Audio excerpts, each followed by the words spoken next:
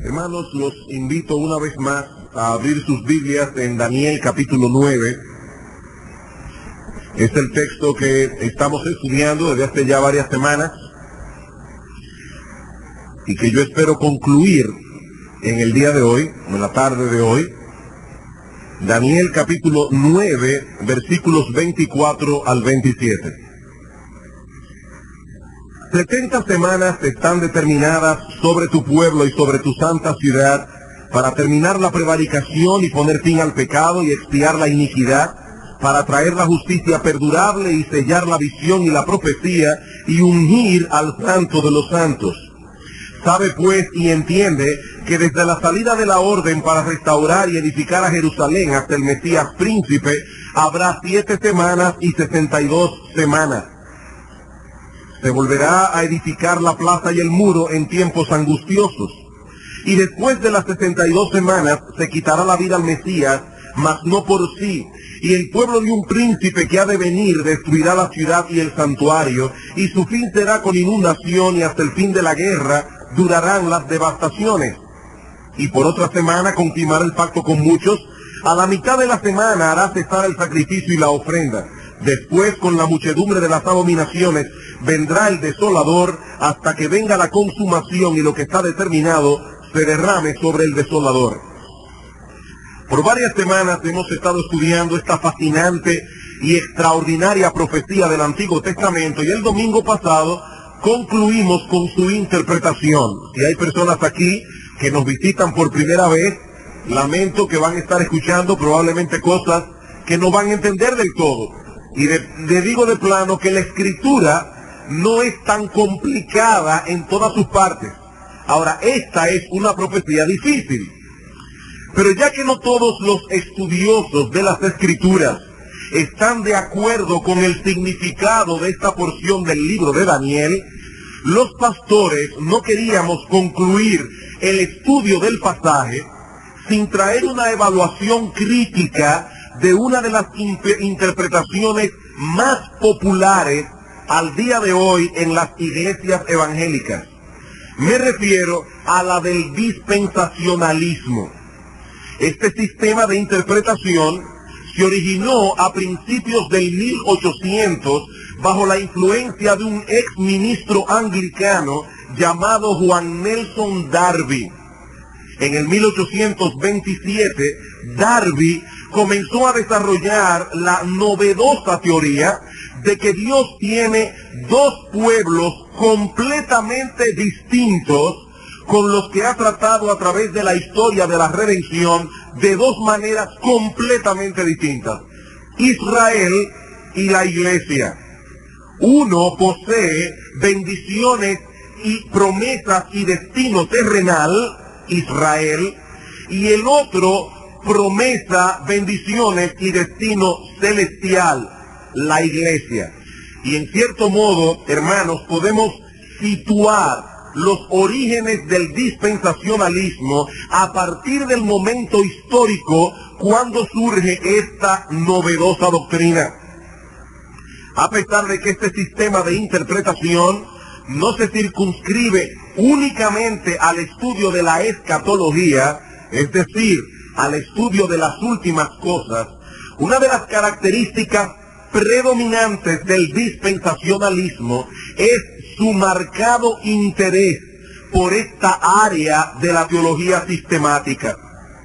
En el 1831, Darby asistió al primer simposio profético de Powers Court, el cual ejerció una fuerte influencia sobre él, y en ese mismo año publicó algunos escritos sobre temas proféticos. Fue para esa misma fecha que Darby comenzó a desarrollar más a fondo otra teoría novedosa, que luego llegó a incorporar en su sistema, la de que nuestro Señor Jesucristo ha de regresar a la tierra en dos etapas. Una venida secreta inmediatamente antes de un tiempo de tribulación que, según los dispensacionalistas, durará 7 años, que de paso es otra teoría novedosa de ese sistema, y en la cual, o antes de la cual, la iglesia será arrebatada. Y la segunda etapa, una venida visible después de esa tribulación de 7 años. Ahora, hermanos, quiero dejar bien claro que la Biblia enseña en 1 Tesalonicenses, capítulo 4, versículos 13 en adelante, que la iglesia será arrebatada. Si un creyente no cree en el rapto de la iglesia, está cometiendo un serio error doctrinal, porque la Biblia ciertamente enseña que la iglesia será arrebatada. Pero la Biblia también enseña que este evento ocurrirá en el momento en que el Señor vuelva a la tierra por segunda vez, en su única segunda venida, para salvar a los suyos y castigar a los malos. Y pueden ver esto en Mateo capítulo 24, versículos 29 al 31. Así que esta enseñanza de una venida de Cristo en 2 partes y un arrebatamiento previo a la tribulación fue en su tiempo una verdadera novedad.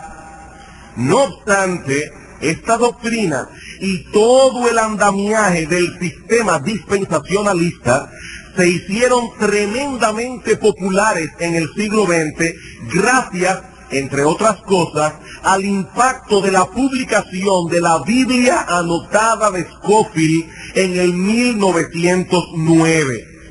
Ahora, ¿quién fue Ciro Ingersoll Scofield? Un abogado y político que fue convertido por el Señor en el 1879 a los 36 años de edad, luego de una vida muy desordenada. Y luego, 3 años después, fue ordenado al ministerio. En algún punto de su vida, Scofield conoce a Juan Nelson Darby y se hace uno de sus más devotos seguidores. Aunque este hombre no tenía entrenamiento teológico formal, porque él lo que era un abogado y un político, decidió publicar una versión de la Biblia anotada con sus propios comentarios, que muchos tomaron como la interpretación correcta de la palabra de Dios porque los leían en su Biblia. De haber publicado Scofield sus notas en un libro aparte, muy probablemente no hubiesen tenido el impacto tan grande que tuvo esta Biblia anotada en el pueblo evangélico en general. Ahora, ¿cuál es la enseñanza esencial del dispensacionalismo y cómo interpretan ellos la profecía de las 70 semanas de Daniel?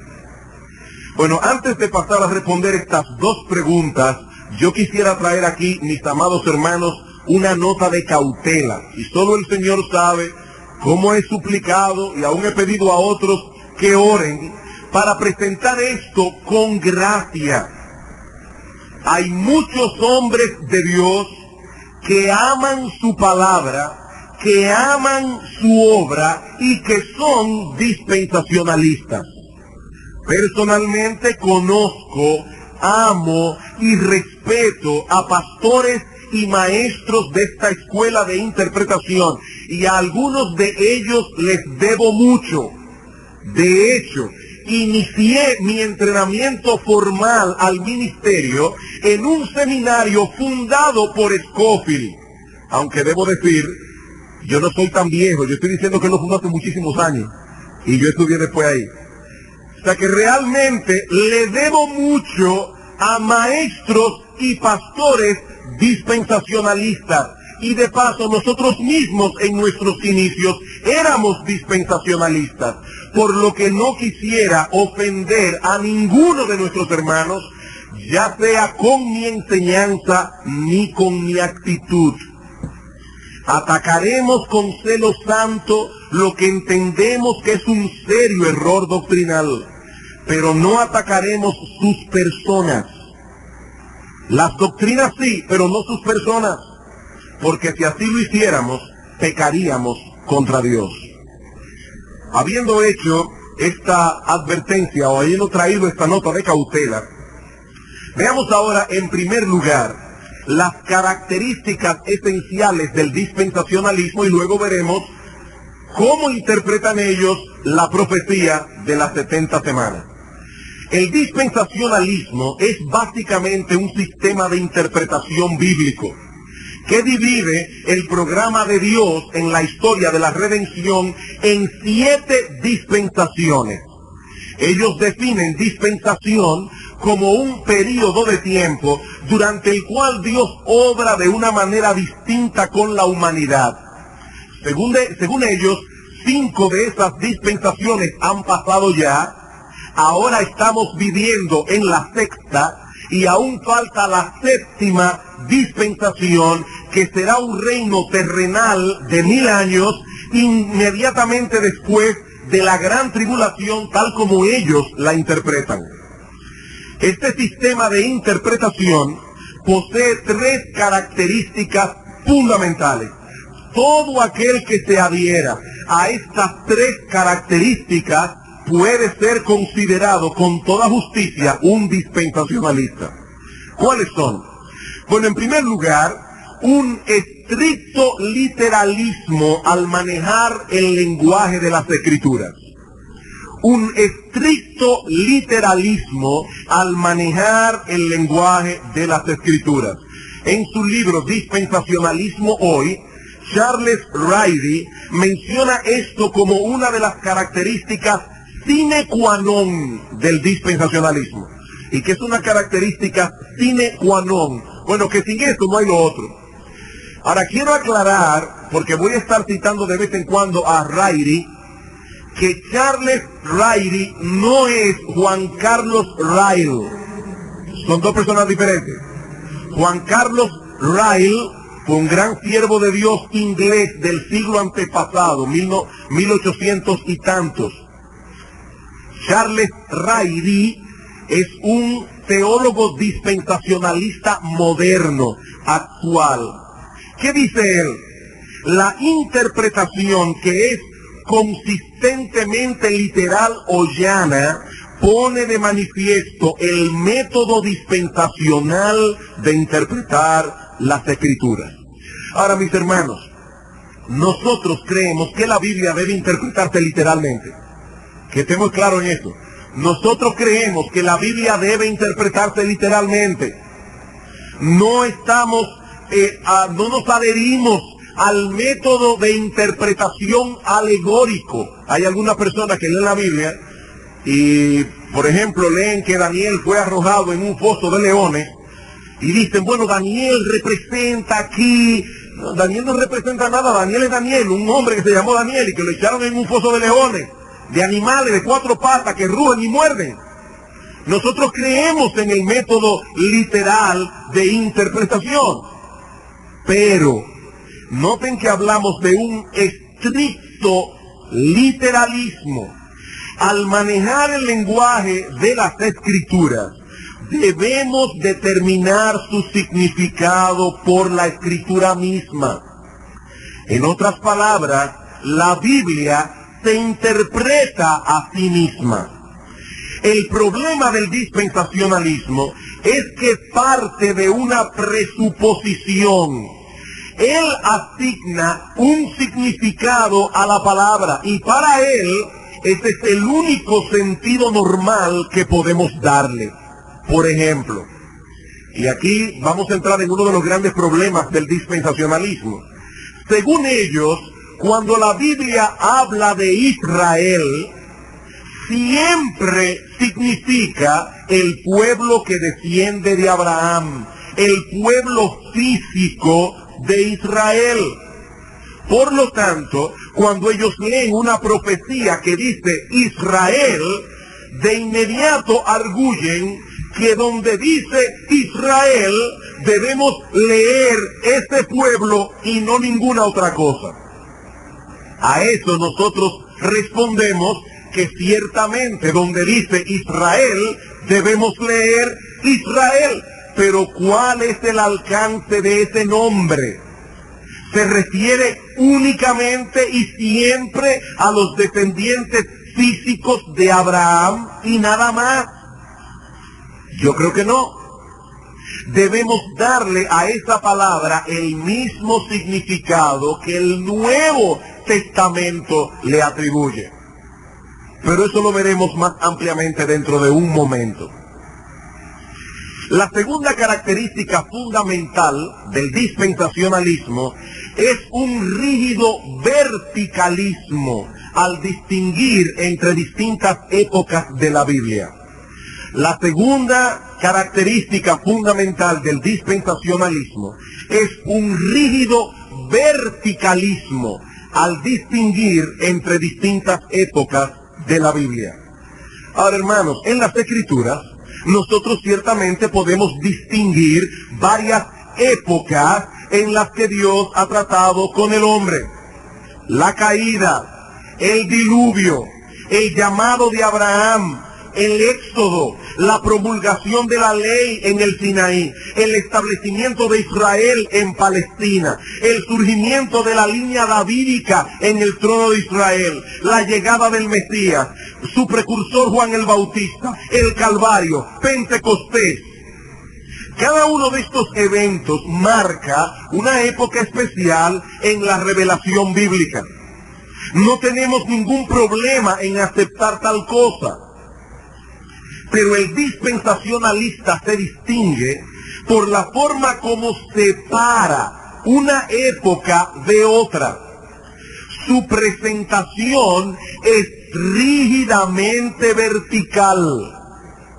Scofield define dispensación como un periodo de tiempo, y estoy citando, durante el cual el hombre es puesto a prueba en referencia a cierta revelación específica de la voluntad de Dios. Cada una de esas dispensaciones, dice Scofield, contiene los siguientes elementos: una nueva revelación de parte de Dios, una prueba para el hombre incluida en esa revelación, el fracaso del hombre a esa prueba y el consecuente juicio de Dios debido al fracaso del hombre. Y allí termina una dispensación y comienza otra dispensación. Una nueva revelación, otra prueba, el hombre fracasa, Dios lo castiga y viene otra dispensación. Entonces viene otra nueva revelación, otra prueba, el fracaso del hombre y el castigo de Dios. Y en cada una de esas dispensaciones, y esto es crucial, hermanos, en cada una de estas dispensaciones se anula la responsabilidad del hombre con respecto a la revelación anterior, a menos que esto sea ratificado en la nueva dispensación. De este modo, el dispensacionalista destruye en la práctica la unidad orgánica de las Escrituras. Nosotros sabemos que la revelación bíblica ha ido progresando de época en época, pero siempre guardando su unidad orgánica.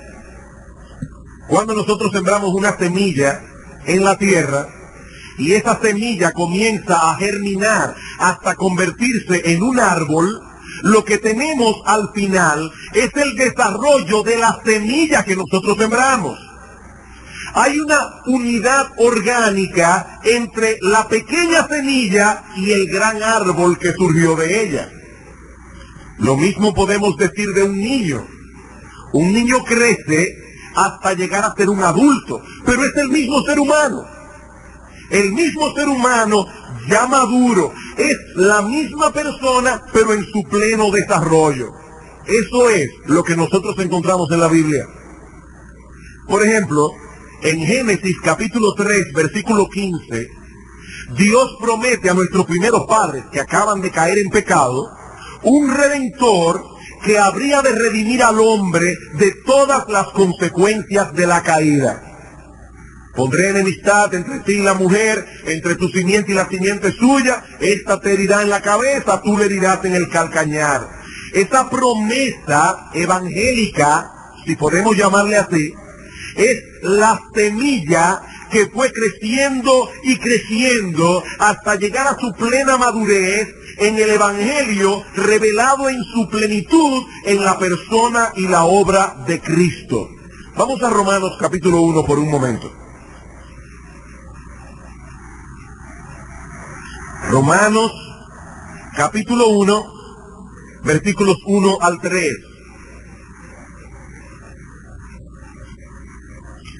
Pablo, siervo de Jesucristo, llamado a ser apóstol, apartado para el Evangelio de Dios.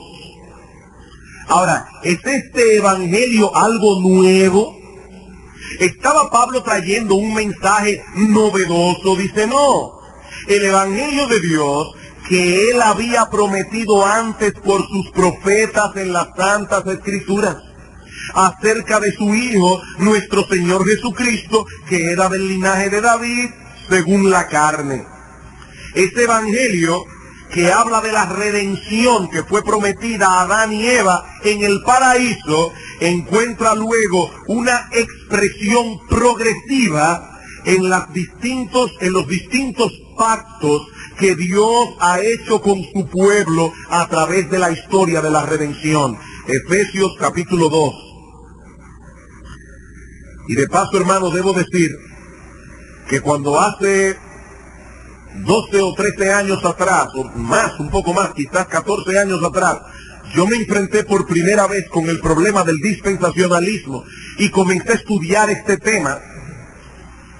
Y fue un buen tiempo estudiando el tema, porque una de las cosas que hace el sistema dispensacional es que atrapa tanto la mente y el corazón que es difícil quitarse ese lente. Y uno ve la escritura así. Y Efesios 2 fue uno de los pasajes que más luz arrojó en mí para entender estas cosas. Dice en Efesios capítulo 2, y aquí no tenemos el tiempo de estudiarlo a fondo, pero en el versículo 11 dice, por tanto, acordaos de que en otro tiempo, vosotros los gentiles en cuanto a la carne, erais llamados incircuncisión por la llamada circuncisión hecha con mano en la carne. En aquel tiempo estabais sin Cristo, alejados de la ciudadanía de Israel y ajenos a los pactos de la promesa, sin esperanza y sin Dios en el mundo. Pablo dice, Dios ha hecho varios pactos a lo largo de la historia, varios pactos. Y ustedes, los gentiles en cuanto a la carne, estaban lejos de eso. Ustedes no tenían nada que ver con eso, porque ustedes no pertenecían a la nación del pacto. Como vamos a ver más adelante, una de las cosas que dice Pablo en el capítulo 2 es que Dios derribó la pared intermedia de separación. Ya no hay separación entre judíos y gentiles, porque tanto el uno como el otro forman el pueblo del pacto en el Nuevo Testamento. Ahora, lo que quiero que noten, hermanos, es que Pablo habla allí de pactos en plural, pero girando todos alrededor de una promesa en singular. Los pactos de la promesa. ¿Y cuál es esa promesa? Bueno, no tenemos tiempo ahora, pero para aquellos que están tomando notas, les pido que luego busquen en sus casas Génesis capítulo 17, versículos 4 al 8, Génesis 17, 4 al 8, Éxodo capítulo 6, versículos 6 al 7, Segundo libro de Samuel, capítulo 7, versículo 14, Jeremías, capítulo 31, versículos 31 al 33, y Apocalipsis, capítulo 21, versículo 3. Y verán, allí se habla de diferentes pactos. El pacto mosaico, el pacto davídico, el nuevo pacto. Y en todos ellos la promesa, hay el pacto abrahámico en Génesis 17, la promesa es, yo seré su Dios y ellos serán mi pueblo. Continuamente Dios dice, voy a hacer un pacto con ustedes. Y recuerden, hermanos, que un pacto es una promesa a la que Dios interpone un juramento. Una promesa sin juramento no es pacto. Un pacto es una promesa jurada. como dice el autor de Hebreos, en Hebreos capítulo 6, versículo 12 en adelante, cuando habla del pacto que Dios hace con Abraham. Dice que Dios le promete algo, pero encima de la promesa jura, para que por dos cosas en las que es imposible que Dios mienta, tengamos un fortísimo consuelo nosotros que nos hemos asido a esa esperanza. Dios promete y jura, pero ¿qué es lo que promete en cada uno de estos pactos? Yo seré su Dios y ellos serán mi pueblo. Por eso en Apocalipsis capítulo 21, versículo 3, cuando llegamos al clímax de la historia redentora, ¿qué tenemos allí? Apocalipsis capítulo 21.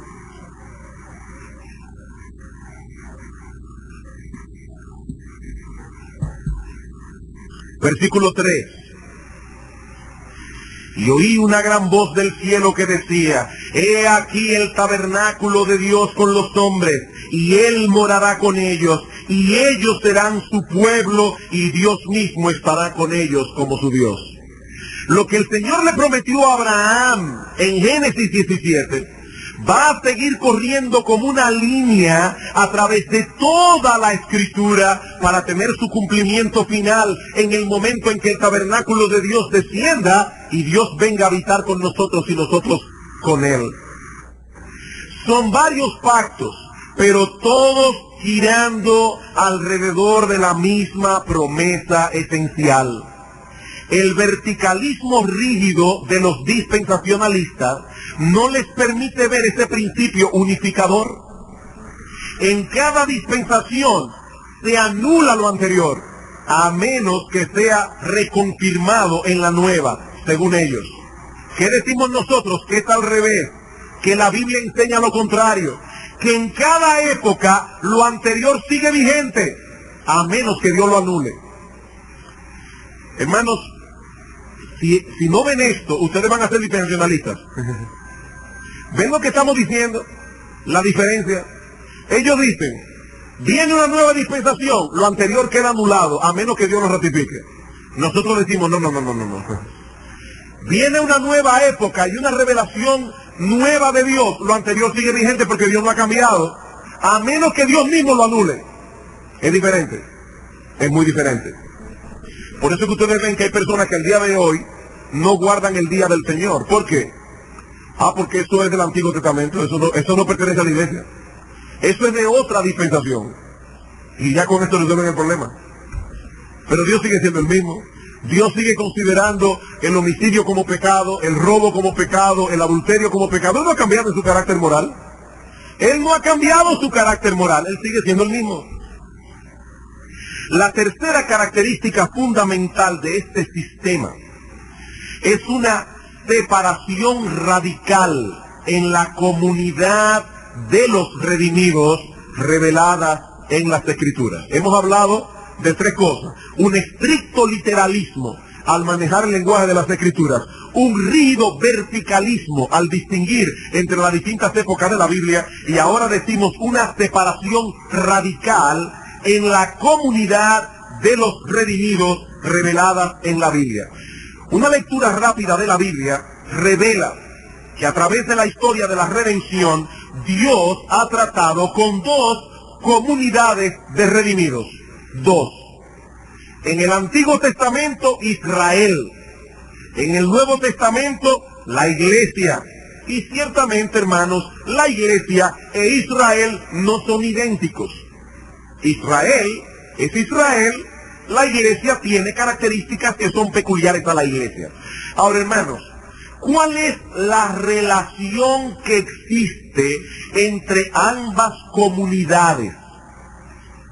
¿Existe alguna conexión orgánica entre Israel y la Iglesia?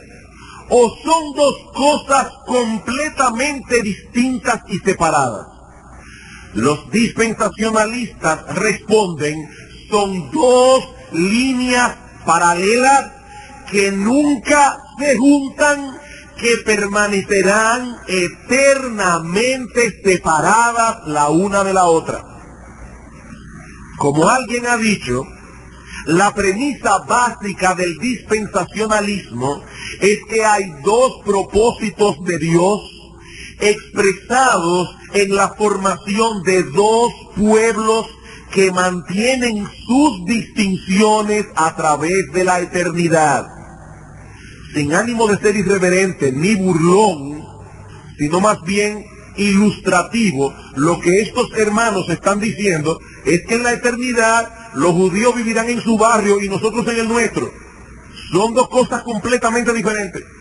De hecho, algunos dispensacionalistas enseñan que en el reino de 1000 años, que ellos creen, porque nosotros no creemos en tal cosa, pero en ese reino de 1000 años, la iglesia va a estar en la tierra, Israel va a estar viviendo en la tierra, y la Nueva Jerusalén, según ellos, es una ciudad en forma de cubo que estará suspendida en el cielo donde vivirá la iglesia. La iglesia en un lado, Israel en el otro. Ahora, hermanos, no todos los dispensacionalistas creen eso, aclaro, pero muchos sí lo creen. Ahora, lo que todos sí creen es que estas dos comunidades son distintas, completamente distintas. Y esta es una de las características más singulares del dispensacionalismo. Nunca antes,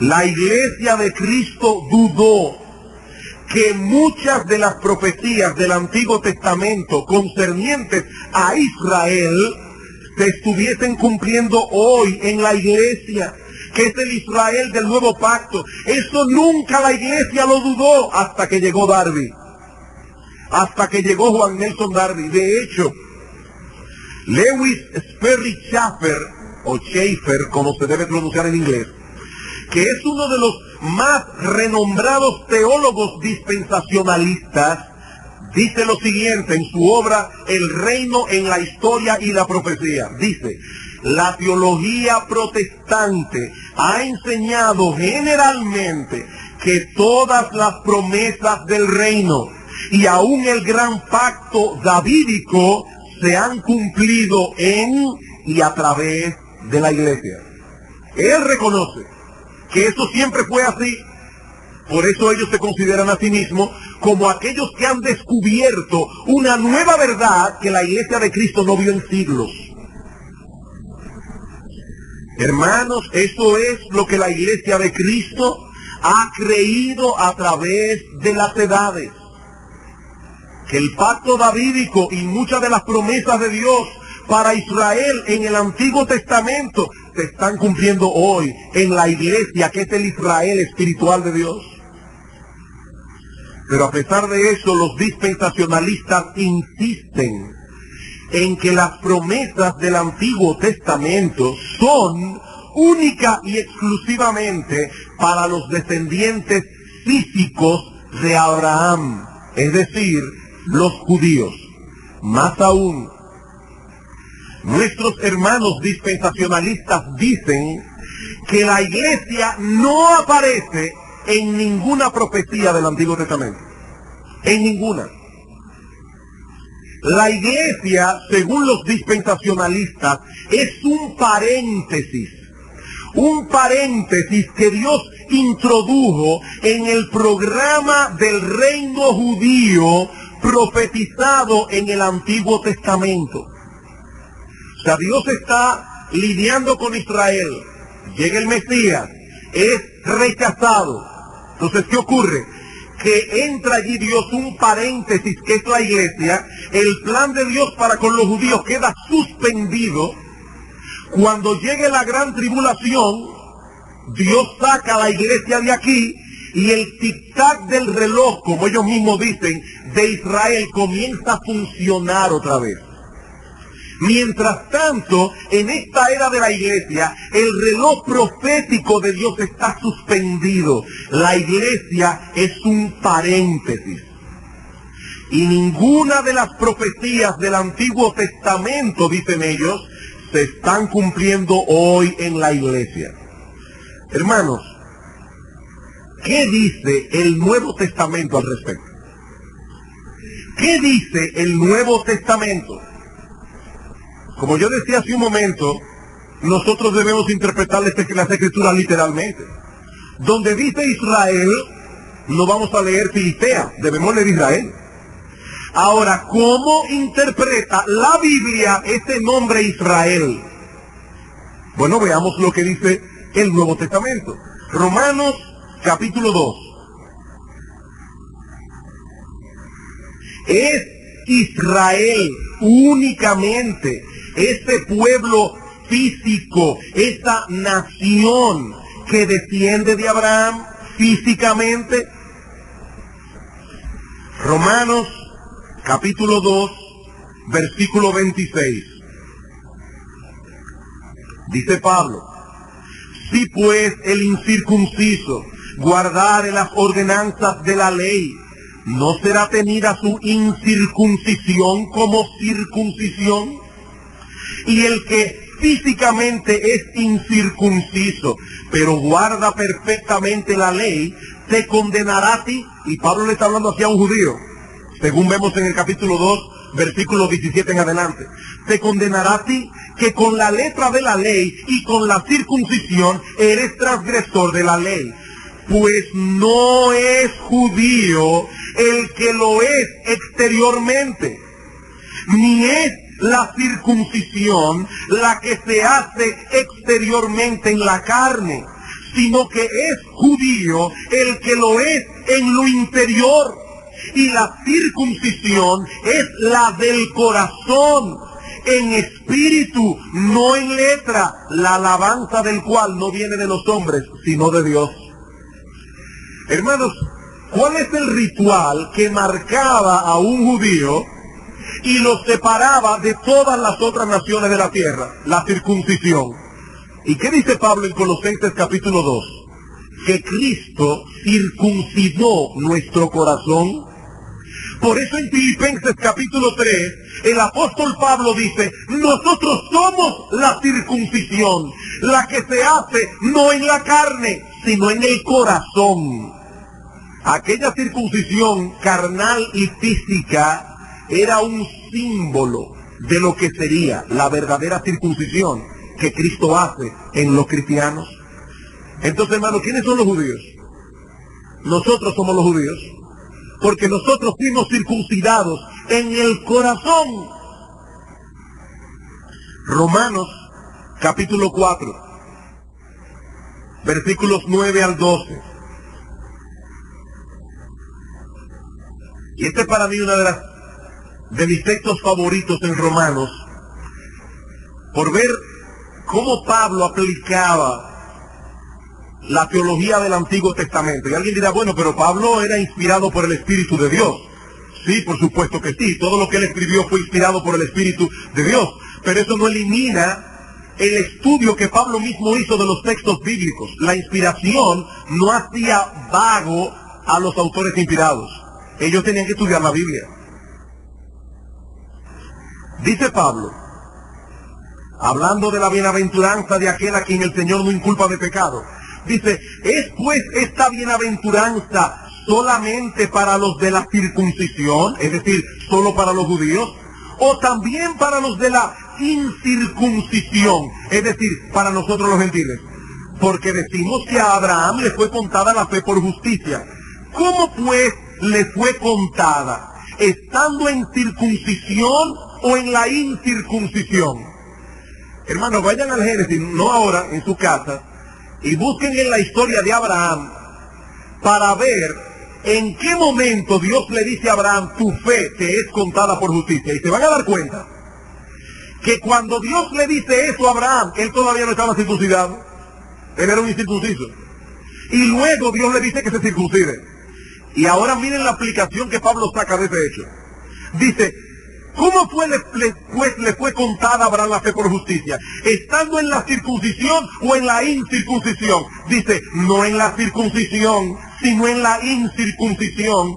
Y recibió la circuncisión como señal, como sello de la justicia, de la fe que tuvo estando aún incircunciso, para que fuese padre de todos los creyentes no circuncidados, a fin de que también a ellos la fe les sea contada por justicia, y padre de la circuncisión para los que no solamente son de la circuncisión, sino que también siguen las pisadas de la fe que tuvo nuestro padre Abraham antes de ser circuncidado. ¿De quién es padre Abraham? De todos los gentiles que han creído en Cristo, aunque sean incircuncisos, y de todos los judíos que también han creído. Él es el padre de ellos, y por lo tanto, mis hermanos, nosotros somos hijos de Abraham, y por lo tanto, nosotros somos herederos de todas las promesas grandiosas que Dios le dio a los descendientes de Abraham en el Antiguo Testamento. Nosotros somos el Israel de Dios. Romanos capítulo 9.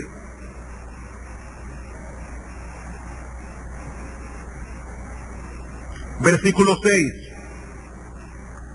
Allí Pablo dice: yo no miento cuando digo que tengo gran tristeza por mis hermanos en la carne, los israelitas. Y ahora se pregunta, dice Pablo, versículo 6, no que la palabra de Dios haya fallado, porque no todos los que descienden de Israel son israelitas, ni por ser descendientes de Abraham son todos hijos. Dice Pablo, no piensen que por el simple hecho de pertenecer a esa nación ya tú eres israelita. Eso no es así. Y para probar ese punto, otra vez Pablo usa la historia de Israel, la historia del Antiguo Testamento, perdón. Dice Pablo, Abraham tuvo dos hijos. ¿Quiénes fueron? Isaac y Ismael. Sin embargo, los dos no son herederos de la promesa en el mismo sentido, a pesar de que fueron hijos de Abraham. Entonces dice él, el ser un hijo de Abraham no es suficiente. Sigue diciendo Pablo, no por ser descendientes de Abraham son todos hijos, sino en Isaac te será llamada descendencia. Esto es, no los que son hijos según la carne son los hijos de Dios, sino que los que son hijos según la promesa son contados como descendientes. Los que son hijos según la promesa son contados como descendientes. Un último texto para probar este punto. Y ya yo veo, hermanos, que este reloj está en mi contra hoy. Gálatas, capítulo 3. Ahora, hermanos, esto es importante. La mayoría del pueblo evangélico a nuestro alrededor cree exactamente lo contrario a lo que nosotros estamos predicando de aquí.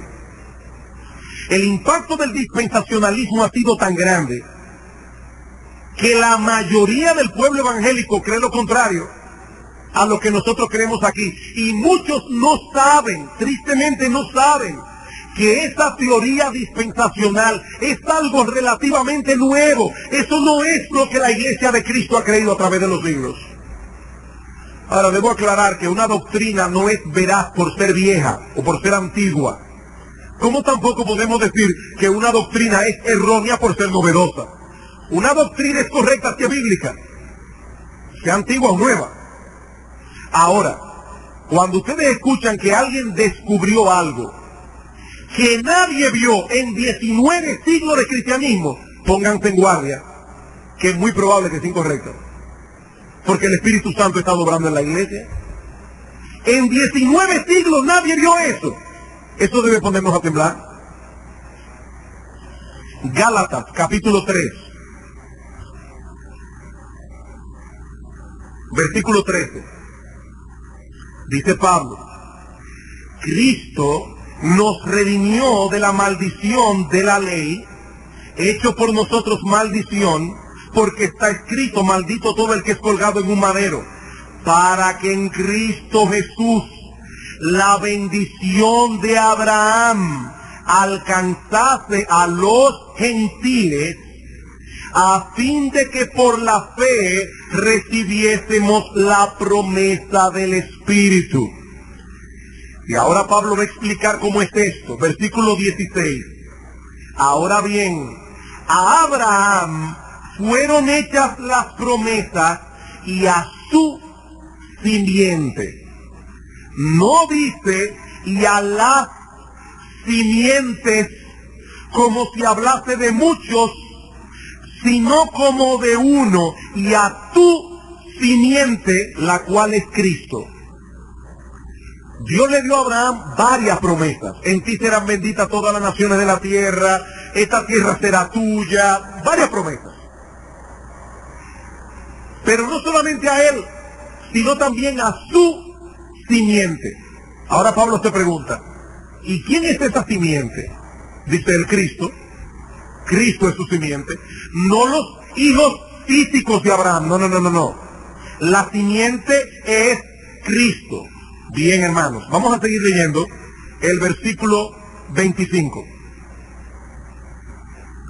Pero venida la fe, dice la ley, fue un ayo que nos llevó a Cristo. Venida la fe, ya no estamos bajo ayo, pues todos sois hijos de Dios por la fe en Cristo Jesús. Porque todos los que habéis sido bautizados en Cristo, de Cristo estáis revestidos. Ya no hay judío ni griego, no hay esclavo ni libre, no hay varón ni mujer, porque todos vosotros sois uno en Cristo Jesús. Y si vosotros sois de Cristo, ciertamente linaje, descendencia de Abraham sois y herederos según la promesa. ¿A quién fue dada la promesa? A Abraham y a su simiente. ¿Quién es su simiente? Cristo. ¿Y dónde estamos nosotros, hermanos, por la fe? En Cristo. Y por lo tanto nosotros somos esa simiente espiritual y herederos de Dios según las promesas.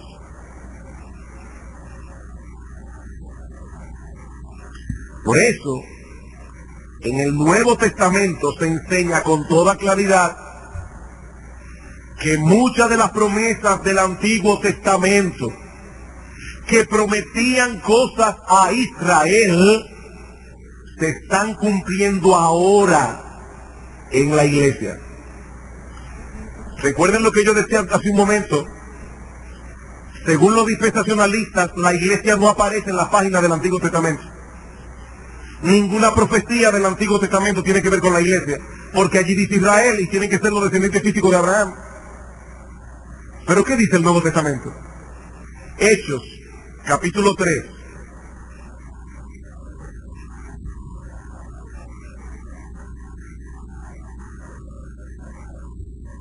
Versículo 24. Y todos los profetas, desde Samuel en adelante, cuantos han hablado, también han anunciado estos días. Y él está hablando aquí después de Pentecostés, cuando ya la iglesia estaba funcionando y predicando. Dice, todos los profetas, ¿de qué hablaron? De estos días. Vamos una página atrás, en Hechos capítulo 2. Ustedes aquí todos conocen lo que pasó con la iglesia, cuando se inaugura la iglesia en el día de Pentecostés. El Espíritu Santo descendió, los apóstoles y los discípulos comenzaron a hablar en otras lenguas, etcétera, etcétera. Algunas personas que estaban allí dijeron, estos están borrachos. ¿Y qué dice el apóstol Pedro? Versículo 14. Entonces Pedro, poniéndose en pie con los 11, alzó la voz y les habló diciendo, varones judíos y todos los que habitáis en Jerusalén, esto sea notorio y oíd mis palabras, porque estos no están ebrios como vosotros suponéis, puesto que es la hora tercera del día. Los judíos comenzaban a contar a partir de las 6 de la mañana, en la que se contaba el tiempo. La tercera hora era las 9. Dice, ¿cómo ellos van a estar tomando todavía si son las 9 de la mañana? Hoy eso es posible. En aquella época eso era inconcebible. ¿Cómo lo explica Pedro? Mas esto es lo dicho por el profeta Joel. Y en los postreros días, dice Dios, derramaré mi espíritu sobre toda carne, y vuestros hijos y vuestras hijas. Y hermanos, todavía los dispensacionalistas insisten en que esta profecía no se ha cumplido. Que lo que ese texto dice es que lo que pasó en Pentecostés es una ilustración de lo que profetizó Joel. Entonces, eso no es lo que dice ahí. Ahí dice, esto es lo que profetizó Joel. Esto que usted es cumplimiento de lo que Joel profetizó. Y se está cumpliendo ahora en la iglesia. Hechos capítulo 15.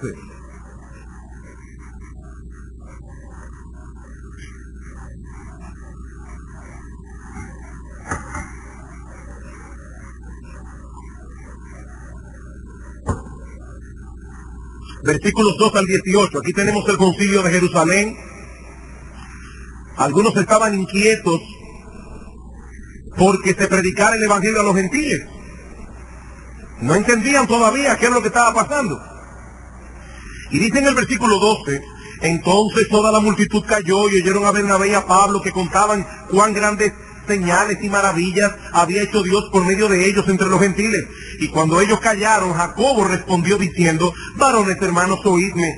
Simón ha contado cómo Dios visitó por primera vez a los gentiles en la casa de Cornelio para tomar de ellos pueblo para su nombre. Y con esto concuerdan las palabras de los profetas.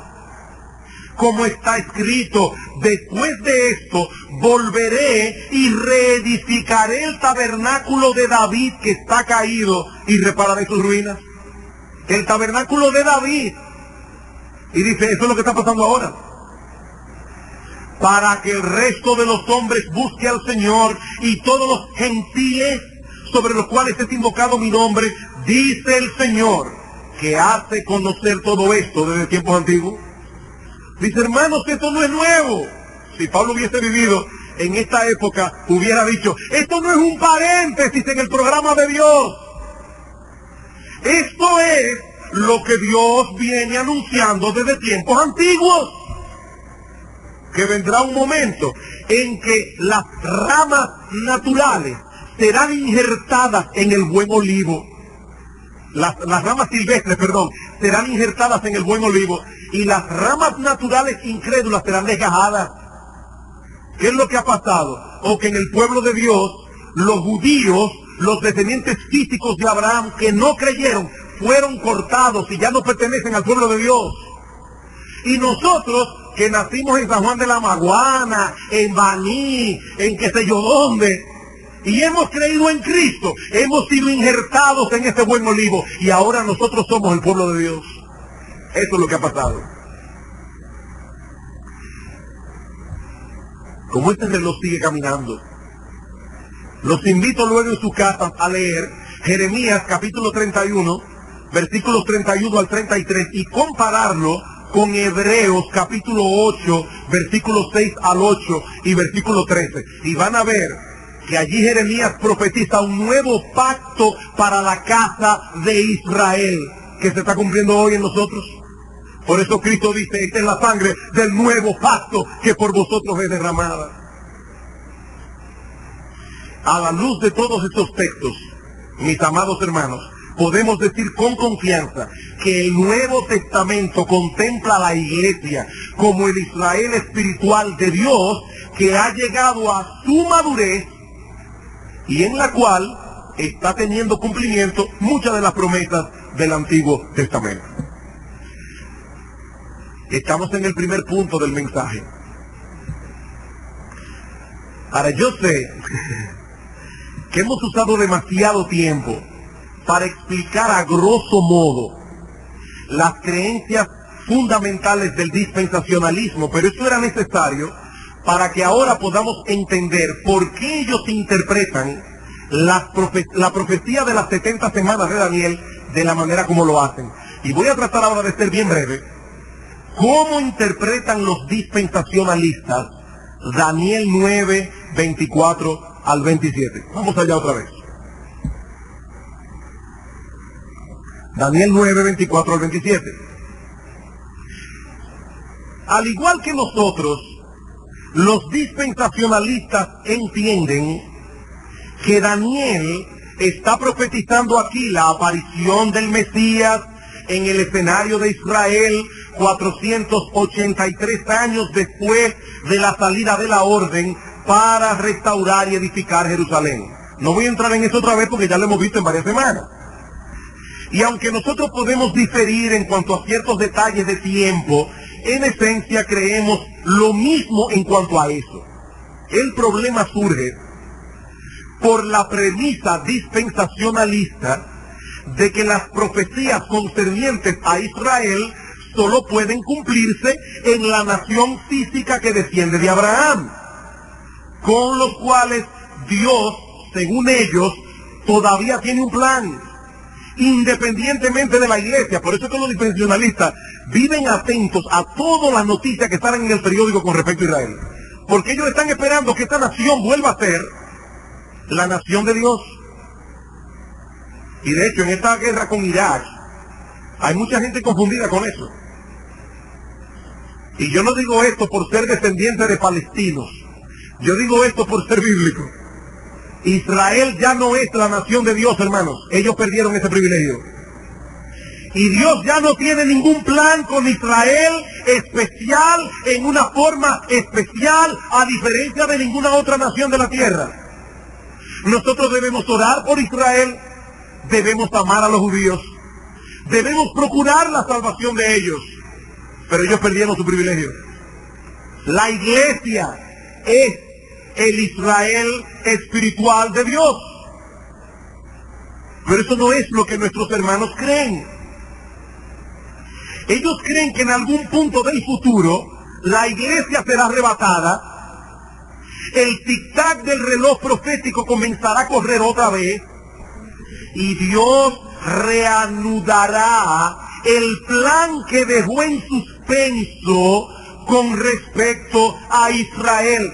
Y entonces, dicen ellos, se cumplirán estas 70 semanas de la que habla Daniel.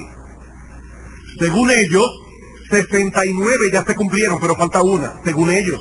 ¿Cuál? La de la gran tribulación, que es cuando el tic-tac del reloj comienza a correr de nuevo. Esa percepción que los dispensacionalistas hacen a priori los obliga a introducir un paréntesis entre la semana 69 y la semana 70. Un paréntesis que lleva ya casi 2000 años. Eso, por supuesto, afecta considerablemente su interpretación del pasaje. Por ejemplo, Daniel 9:24 dice: 70 semanas están determinadas sobre tu pueblo y sobre tu santa ciudad. ¿Y qué va a pasar en esas 70 semanas? Dice: terminar la prevaricación, poner fin al pecado, expiar la iniquidad, traer la justicia perdurable, sellar la visión y la profecía y ungir al santo de los santos. Ya nosotros estudiamos este pasaje y vimos cómo Cristo cumple estas cosas. Pero allí dice que esto va a pasar en las 70 semanas. Si estas 6 cosas ya se cumplieron, todo el andamiaje dispensacional se destruye. ¿No es así? Si ya estas cosas se cumplieron, estas 70 semanas ya pasaron y ya las 70 semanas que estaban determinadas para Israel se cumplieron. Ellos no pueden aceptar eso. ¿Y qué hacen? Introducen un paréntesis en la mitad del versículo. Ellos dicen: 70 semanas están determinadas sobre tu pueblo y sobre tu santa ciudad, para terminar la prevaricación, poner fin al pecado, expiar la iniquidad. Ellos dicen: eso ya se cumplió cuando Cristo muere en la cruz. Pero traer la justicia perdurable, sellar la visión y la profecía y ungir al santo de los santos, no, eso se cumplirá en la tribulación. Eso no se ha cumplido. Hermano, yo creo artificioso introducir allí un paréntesis de 2000 años. Porque él está diciendo simplemente: hay 6 cosas aquí. Yo no veo ese paréntesis en ese texto. Ellos tienen que hacer esto para justificar el paréntesis de tiempo entre la semana 69 y la semana 70. Por otro lado, cuando dice en el versículo 26 que el Mesías será cortado, ellos dicen: eso no ocurre en la semana número 70, aunque sí ocurre después de la número 69. Pero como hay un paréntesis, esto ocurre después de la 69, pero no en la 70, por el paréntesis que hemos mencionado ya. En este mismo versículo 26, se habla del pueblo de un príncipe que ha de venir, que destruirá Jerusalén. ¿Cómo lo interpretamos nosotros? Bueno, ese príncipe Tito es general romano, que en el año 70 destruye Jerusalén. ¿Cómo lo interpretan ellos? Casi igual. Casi igual. Ellos dicen: El pueblo son los romanos. Y la destrucción de la que se habla allí es la del año 70 después de Cristo. La que Tito llevó a cabo. En eso estamos de acuerdo. Pero ese príncipe no es Tito, es el anticristo. Y luego van a ver ahora mismo por qué razón ellos hacen esta diferencia. Dice, versículo 26. Después de las 62 semanas se quitará la vida al Mesías, mas no por sí. Y el pueblo de un príncipe que ha de venir destruirá la ciudad y el santuario. Ellos dicen, este pueblo es Roma, como nosotros creemos. Y esa destrucción es la del año 70, como nosotros creemos. Pero ese príncipe no es Tito. Ese príncipe es el anticristo, el cual vendrá de ese pueblo que destruyó en el 70 la ciudad y el santuario. Es decir, que el anticristo surgirá del imperio romano. Dicen los dispensacionalistas.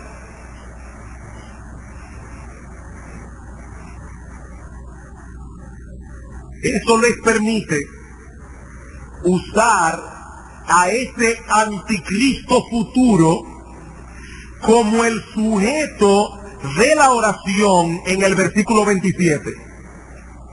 Versículo 27. Y por otra semana confirmará el pacto con muchos. A la mitad de la semana hará cesar el sacrificio y la ofrenda. Ustedes recordarán que yo les decía, el Señor viene, se presenta públicamente en Israel 483 años después de que saliera la orden para edificar y restaurar Jerusalén, tal como se profetiza aquí. Y a la mitad de la semana el Señor muere y con su muerte hace cesar el sacrificio y la ofrenda. Ellos dicen, no. El que confirma el pacto con muchos y hace cesar el sacrificio es el anticristo. Del versículo 26, ese príncipe del que habla el versículo 26. Según ellos, la semana 70 va a comenzar con el arrebatamiento de la iglesia. Dios saca a la iglesia de este mundo. Y entonces Dios comienza a tratar de nuevo con Israel por 7 años. Allí surge el anticristo, el cual hace un pacto con los judíos prometiéndoles paz. En ese tiempo de paz, los judíos reedifican el templo en Jerusalén, el de Salomón, y comienzan a sacrificar otra vez. Pero a la mitad de la semana, es decir, a la mitad de la tribulación, a los 3 años y medio, el anticristo rompe el pacto de paz, persigue a los judíos y hace cesar el sacrificio y la ofrenda. Hermanos, yo espero que no se me pierdan. ¿Entendieron cómo ellos interpretan esto? Es muy diferente a como nosotros lo interpretamos. Para nosotros las 70 semanas ya se cumplieron. Ellos dicen que eso en el futuro. Bien. ¿Cuáles problemas encontramos con esta interpretación dispensacionalista del texto? En primer lugar, que no hay necesidad de introducir ningún paréntesis de tiempo en el desglose de esta semana. Como hemos visto ya, estos 490 años que estaban determinados sobre Israel se dividen en 3 periodos porque cada uno de ellos tiene características particulares, pero son periodos sucesivos. Después de las primeras 7 semanas, 49 años, le siguen las siguientes 62. Y luego de esas 62, le sigue la otra. Este paréntesis tiene que ser introducido por nuestros hermanos para que encaje con su sistema. No porque el texto lo enseñe o lo sugiera. Yo repito, hermanos, las 6 cosas que el Mesías vino a hacer y que se mencionan en el versículo 24 ya se cumplieron. Y por lo tanto, las 70 semanas se cumplieron también. Por otra parte, según el esquema dispensacionalista, como la semana 70 solo tiene que ver con la nación de Israel. El arrebatamiento de la iglesia debe ocurrir antes del inicio de esta semana. Esto quiere decir que la iglesia nunca se topará con las actividades del anticristo. ¿Verdad que sí? Primero viene el arrebatamiento, surge el anticristo, hace un pacto con Israel, etcétera, etcétera. Eso no es lo que enseña la Biblia. Eso no es lo que enseña la Biblia. Claramente no es. Segunda a Tesalonicenses, capítulo 2.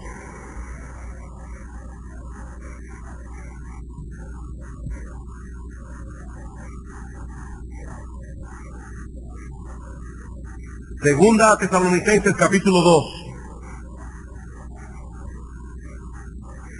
Pero con respecto a la venida de nuestro Señor Jesucristo y nuestra reunión con Él, ¿de qué está hablando Pablo allí? La venida del Señor y nuestra reunión con Él, el arrebatamiento de la iglesia.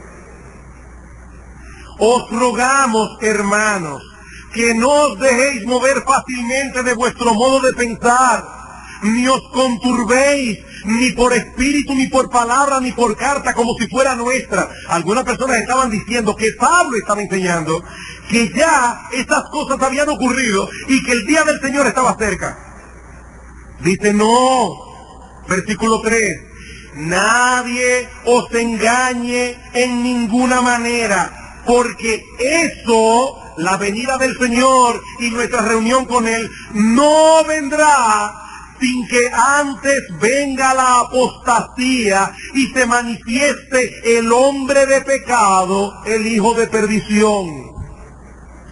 Pablo está diciendo, hermanos, ustedes saben lo que yo les enseñé al respecto. Eso no ha sucedido todavía, porque primero tiene que venir una apostasía general y tiene que manifestarse el anticristo, que es el hombre de pecado, que de paso los dispensacionalistas lo interpretan igual que nosotros.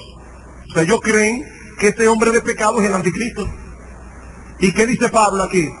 Eso no pasará, el arrebatamiento de la iglesia no pasará hasta que eso ocurra. Y eso no ha ocurrido todavía.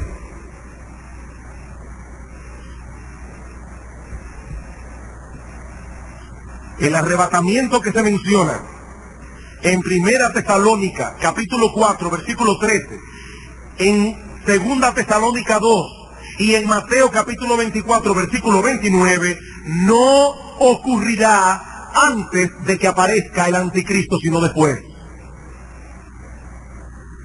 ¿Cuándo? En el momento en que Cristo vuelve en gloria. Mateo 24. Mateo 24. ¿Qué dicen nuestros hermanos dispensacionalistas? Que la iglesia será arrebatada antes de la tribulación.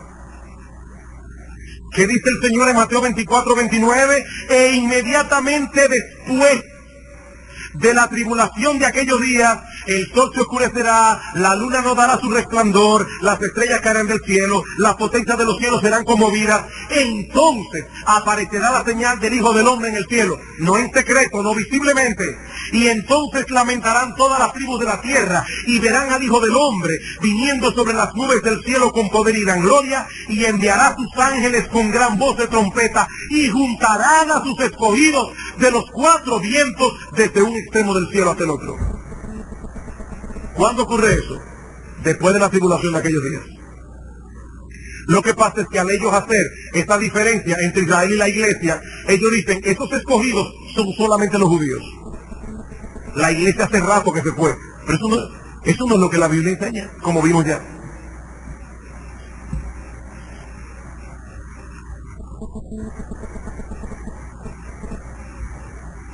Déjeme concluir. Voy a tener que saltar otro argumento. Hermanos, ¿qué es lo que enseña Daniel 9, 24 al 27? Allí se profetizan básicamente cuatro cosas en ese pasaje, resumiendo, porque si lo dejo así, con todas estas diferencias de interpretación, se van a volver un mangú en buen dominicano. ¿Qué es lo que enseña este texto? 4 cosas. En primer lugar, el regreso de los cautivos y la restauración de Jerusalén. En segundo lugar, la aparición del Mesías en el escenario de Israel, 483 años después de la salida de la orden para restaurar y edificar a Jerusalén. En tercer lugar, el rechazo y muerte del Mesías, lo que trae como resultado, en cuarto lugar, la destrucción de Jerusalén. Eso es lo que se profetiza aquí. ¿Cómo se cumplieron estas cosas en este lapso de tiempo de 490 años? En 3 periodos de tiempo consecutivos. El primero de 49 semanas, es decir, de 7 semanas, 49 años, durante los cuales Jerusalén fue restaurada con su plaza y su muro en tiempos angustiosos, como dice el versículo 25. Inmediatamente después comienza otro periodo de 434 años que corresponden al periodo intertestamentario, al final de los cuales aparece el Mesías en el escenario público de Israel, cuando Juan el Bautista lo bautiza y Cristo comienza su ministerio.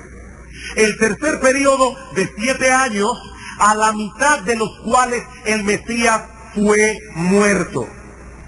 Y los 3 años y medio restantes probablemente corresponden al tiempo en que el Evangelio permaneció siendo predicado únicamente en los confines del territorio de Israel. O sea que Dios continuó trabajando con su pueblo hasta que la persecución de los mismos judíos provoca que la iglesia salga hacia afuera a compartir las buenas nuevas con los gentiles. El último evento mencionado en la profecía, la destrucción de Jerusalén en el año 70 después de Cristo, aunque no ocurrió dentro de este periodo de tiempo de 490 años, se encuentra íntimamente relacionado con lo que ocurrió a la mitad de la semana 70 cuando Cristo fue crucificado. La destrucción de Jerusalén en el 70 fue un juicio de Dios sobre Israel por haber rechazado a su Mesías, como vemos claramente en Mateo capítulo 23, versículo 37, hasta Mateo capítulo 24, versículo 2. Y de este modo concluimos el estudio de esta fascinante y extraordinaria profecía del Antiguo Testamento. Una vez más, reitero que no estaba en mi ánimo ofender a nadie con estas cosas, pero estamos llamados a proclamar con fidelidad todo el consejo de Dios, y eso conlleva necesariamente combatir contra toda distorsión doctrinal. Porque ¿saben qué, hermanos? Toda distorsión doctrinal causa distorsión en la vida cristiana práctica. Y yo tenía aquí 4 aplicaciones que no voy a dar. No se preocupen, no las voy a dar. Solo quiero ilustrarlo con una sola. Precisamente por... Leaves are falling golden brown,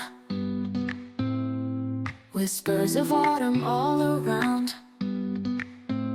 In the chill of the morning air, I find your presence everywhere.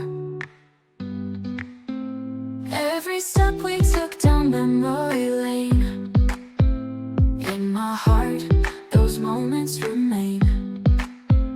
Autumn memories in the air, with every breath I feel you there. The colors of our love so true, in every shade I see you. Autumn memories, a timeless blend, in the season where our hearts ascend.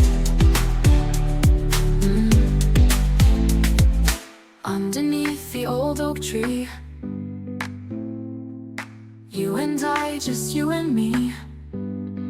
Esa distinción que hace el dispensacionalista entre Israel y la iglesia, por eso no nos extraña que el dispensacionalista o haya sido del dispensacionalismo que hayan surgido doctrinas como la del cristiano carnal.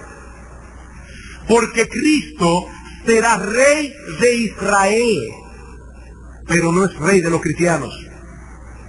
De hecho, Juan Carlos Rairi, Charles Rairi, el dispensacionalista, dice que enseñar a las personas que someterse al señorío de Cristo es necesario para la salvación. Enseñar eso es predicar otro evangelio, dice Rairi.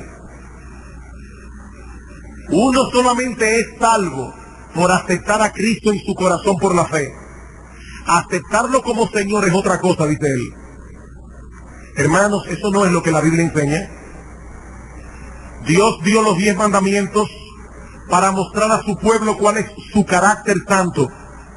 Y Él nos redime de nuestros pecados para que nosotros podamos hacer ahora la voluntad de Dios. Esa distinción radical que hacen los dispensacionalistas hace daño en la vida cristiana práctica. No es quizás lo que ellos quieren hacer. Y hay dispensacionalistas que quizás son mucho más piadosos que muchos reformados en la práctica. Yo no estoy diciendo que todos... We felt at home. The breeze would play its gentle tune beneath the rising silver moon. Through the fields of amber and gold, stories of our love unfold.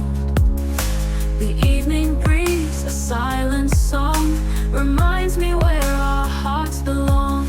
Oh, the evening breeze, so soft and sweet, brings memories of when our hearts were meet. In the glow of the setting sun, our love journey had just begun.